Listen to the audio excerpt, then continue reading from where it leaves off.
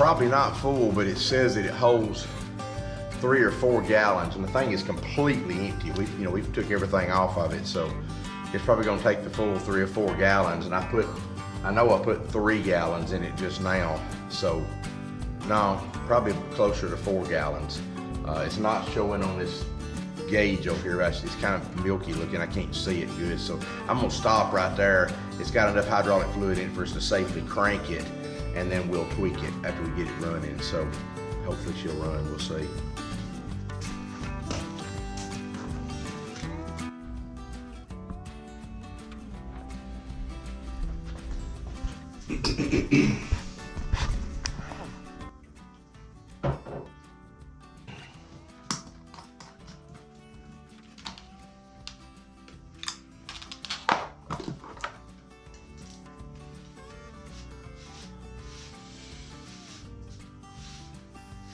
Just try to look a little bit decent for y'all.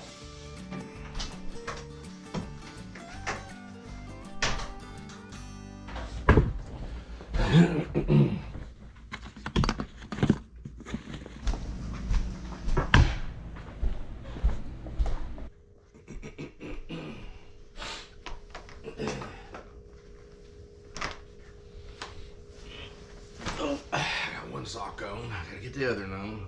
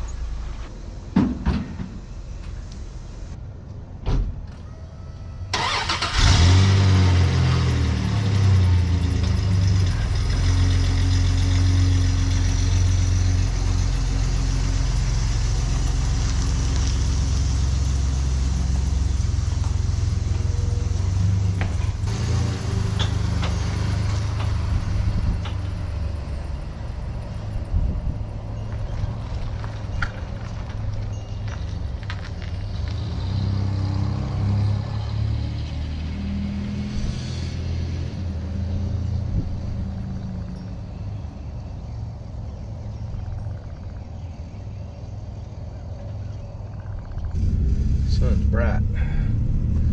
Alright guys, if you're wondering what I'm doing, I'm headed to the farm. This is just a typical day. I'm gonna try to get the Trackco running today. We're gonna put diesel fuel in it, and this is my plan anyway. Put diesel fuel in it, put a battery in it, and see if I can get it running. And the reason I swapped cars this morning is, my Ford F-250 is a diesel. And as you know, at this point with the war going on, the diesel fuel is, it's costing me over $5 a gallon to fill that thing up. The other day it cost me $80-something to fill it up with diesel fuel. And so I'm driving my little old Dodge Dakota. It's an old 98 model that I've had for probably 20-something years. We just keep it as a spare vehicle, but I'm gonna drive it because fuel is $1 cheaper, still not much cheaper, but it does get better fuel mileage too. The little Dodge does, got the V6 engine, so I'm gonna start driving it down to the farm because we're about, it's almost 13 miles, I think it is, to the farm from my house. So I'll be driving it, until fuel prices get back down, to a level price, because it's costing me a ton of money to drive this thing. So here we go. Gonna stop and get fuel, then we're gonna head on down to the farm and start working on the Trackco.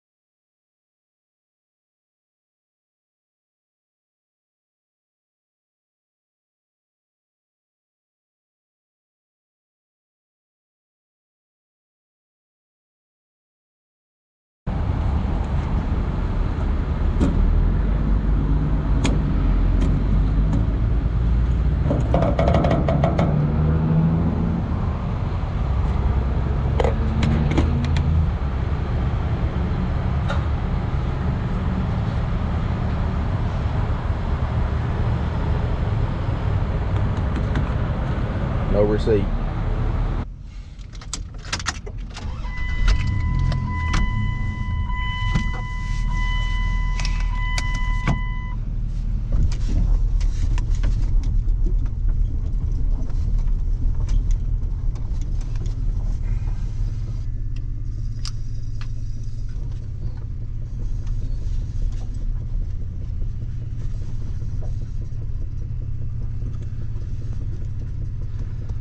Electric gate keeps working pretty good so far, knock on wood.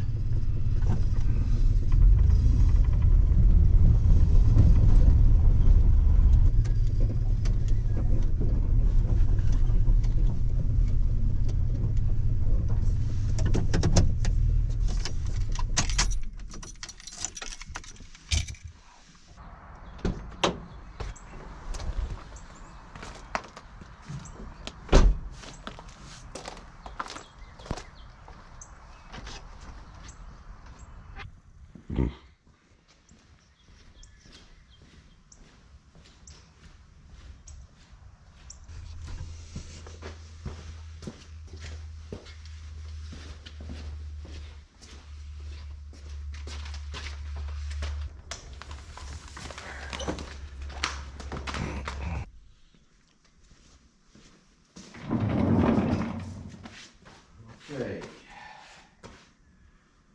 First thing we got to do is put some diesel fuel in it and put a battery in it, and we'll go from there.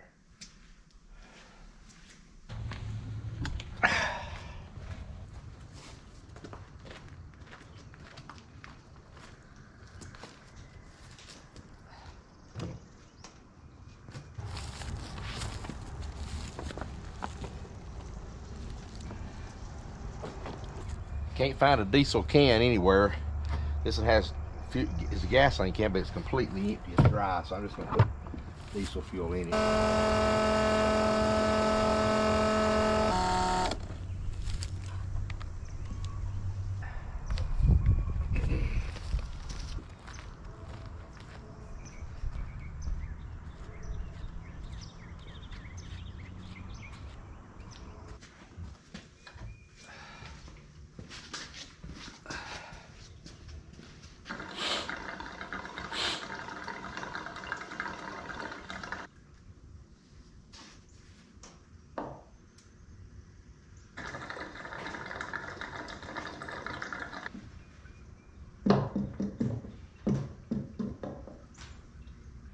All right, what we're gonna do, I got fuel in this, and we're ready now to get some fuel pressure over to the injector pump, and I'm gonna apply air to this tank to just get some fuel over there, because it's got a little pump ball over there, but that pump ball is hard as a rock and I can't mash it, so I'm gonna have to replace it. But right now I just wanna get fuel over there, so we're gonna take some air pressure and do it. So here we go.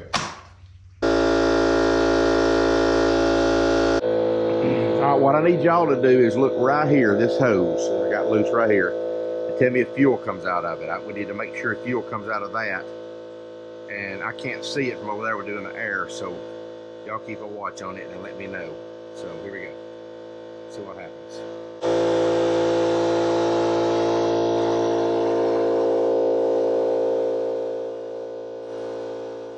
This fuel pump right here, I hope will run and pull some fuel in here, but yeah, there's fuel coming in now.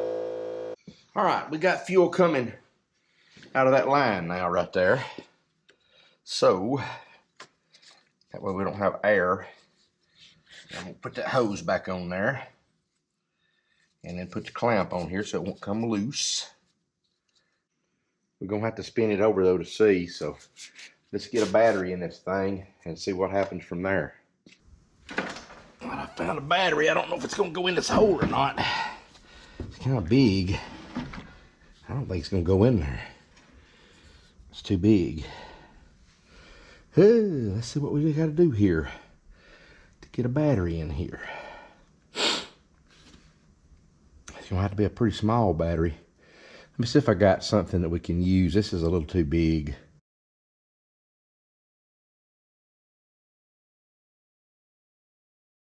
Okay, welcome back. We're at another segment on the track hoe right now. We're gonna do several jobs today. The first thing is gonna be the 325 Bobcat. It has I got it all back together, and I've been trying to figure out a battery that'll go in it to where it'll fit in there and I can start it. But then in the meantime, I came in here this weekend and the floor was covered with diesel fuel, which made me sick at my stomach. And then, not literally, but just, just kind of upset me, because I was like, man, why is there a leak? Well, I found where the problem is. I had to pull the tank back up, and I'm going to show you that now.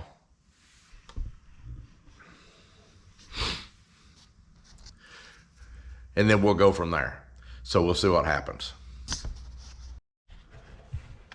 All right, guys, what happened, I had to take the tank loose because we ended up with a diesel fuel leak this weekend. It's pretty much dried up now because I took the tank loose and turned it on its side, and it's only got just a little bit of fuel. I think it's right along here, I hope, and it's not going to leak out of here. So what my plan is to go right in here and pull this grommet here off, and then take this rubber grommet off and see what size that hole is, because it's leaking under this rubber right here. This rubber seal is no longer sealing off. So I think both of those are the same, and I may go ahead and just change both of them out. But right now I'm going to get the size of that, and then we'll go from there. GoPro, stop recording.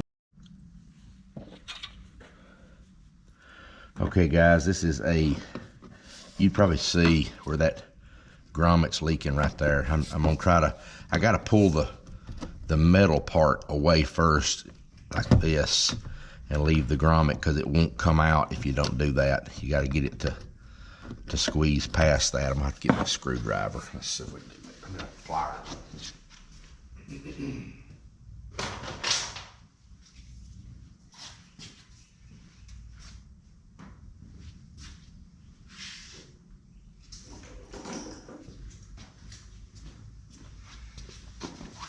I said screwdriver, but I meant pliers. Okay, so here we go. Basically what I'm doing, just trying to separate there. When the whole thing popped out right there. You see it looks really bad. I'm gonna take the rubber part off of here, because we need a new one. Yeah, see, it's tore. You see there's a tear in that rubber. That's why she's leaking. There we go. All right, don't look real good, but all right. Yeah, this grommet, see, it's tore open. That's the problem with it. Need a new one for it, and I'm not sure of the size. I don't know I don't think it even tells the size on it, but what I'll have to do is measure this hole and get the size, and then we'll change that. I don't know, I may not change that. There feels good and solid. I think that one's okay. It ain't leaking none.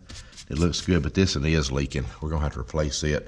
And what I'll do is I'll take my micrometer, my calipers, and measure that hole opening. I don't know what size it is, but I think some of the books were saying 1 inch or something. But that don't look like 1 inch. That's a pretty small opening. So let me get my calipers. All right, here we go. Calipers are calibrated to 0, and there we go. And then all I got to do is stick this in the hole right here and roll it up till I get a measurement inside. And then we'll take it out of the hole if I can get it out of there. Yeah. That's about right there. That'll be close enough. And y'all can probably see this, but I got to have my glasses so I can see what it says. Looks like it's about, yeah, we're gonna call that, it's so close, it's 500 thousandths, which is gonna be a 1/2 inch. So the hole right there is 1/2 inch. And that's the grommet. Grommet does have a number on it, but I don't know what that number means. Let's see if I can see it. Like it's a 69 or something, I don't know. But that grommet is pitiful. I need a new one. So anyway, it's 1/2 inch, so we'll get a 1/2 inch grommet. I'm gonna have to order one, or I'm gonna try going by the parts store, see if I can get one, and we'll go from there. But we'll see how that goes.